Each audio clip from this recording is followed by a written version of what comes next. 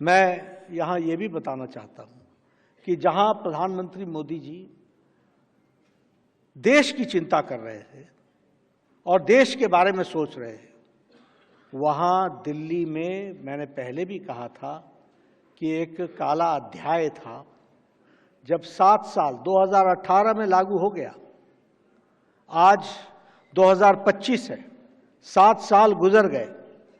30 लाख परिवारों को जिसको इसका अधिकार था, वह इससे 36 लाख लोग इससे वंचित थे और 6 लाख लोग जो बुजुर्ग हैं वो वंचित थे।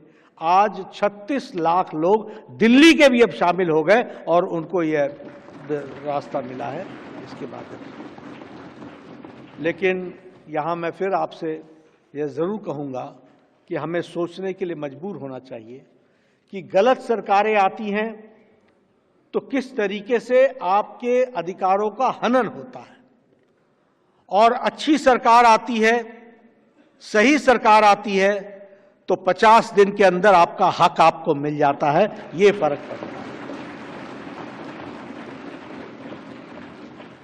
और इसलिए मैं ये भी कहना चाहूंगा कि अच्छी चीज को संभाल के रखना यह भी आपकी जिम्मेवारी है, इसको भी संभाल के रखना।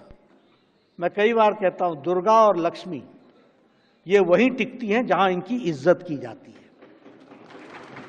जहां इनकी इज्जत नहीं की जाती, ये नहीं टिकती। जहां इनकी ताकत का निरादर होता है, वहां ये टिकती नहीं है। आपको ताकत मिली थी, आपने गरीब लोगों की चिंता नहीं की, आपके हाथ से ताकत निकल गई। और मैं एक और उदाहरण देना चाहता हूं। 3 स्टेट्स थे जिन्होंने आयुष्मान कबूल करने से इनकार किया था। एक स्टेट था उड़ीसा, सरकार चली गई, कमल खिल गया।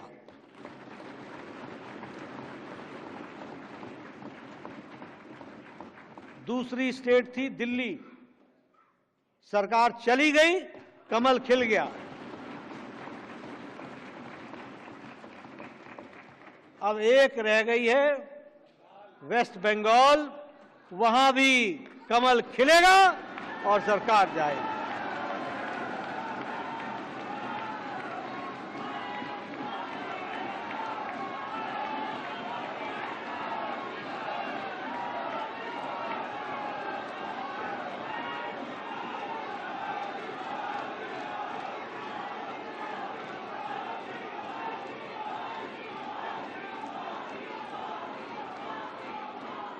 मित्रों, ये जो लोगों के साथ अन्याय करता है वो सरकारें टिकती नहीं हैं, ये याद रखो।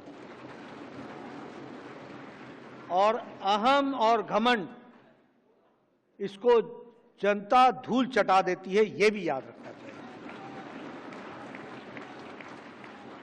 मैंने पिछली बार भी कहा था, आप कहते थे कि अगला जन्म लेना पड़ेगा, इसी जन्म में हो गए, इसी इलेक्शन में हो गए।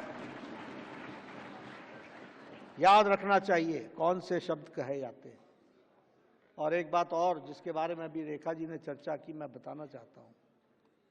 देखिए,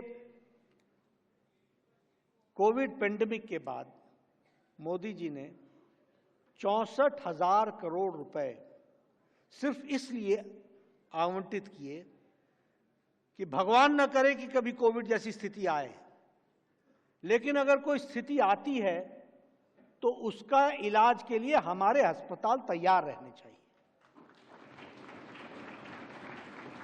और इसीलिए प्रधानमंत्री हेल्थ इंफ्रास्ट्रक्चर मिशन ये लागू किया गया 2021-22 में। आज तारीख है 2025 की, 10 तारीख 2025 की।